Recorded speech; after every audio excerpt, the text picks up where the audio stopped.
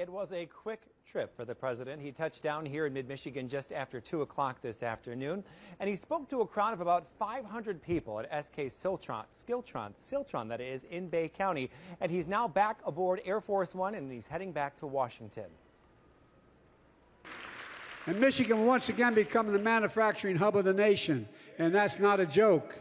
Because when I got to the United States Senate as a 29-year-old kid, I had to wait a couple days to be sworn in. But when I got there, this was one of the epicenters of manufacturing. That's the president there speaking to the crowd. Now, he met with employees beforehand and learned about the semiconductor wafers being manufactured at the $300 million facility. President Biden walked out to a standing ovation, as did Governor Gretchen Whitmer and Congressman Dan Kildee. Biden really focused on speaking directly to the worker. He said many felt left behind by the loss of manufacturing jobs in the Midwest, promising to not leave any more behind this time.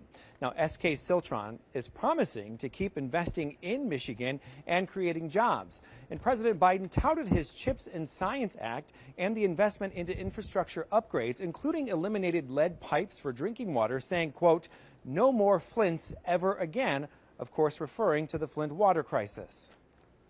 We're going to be the supply chain. The difference is going to be we're going to make that supply chain available to the rest of the world, but we're not going to be held hostage anymore.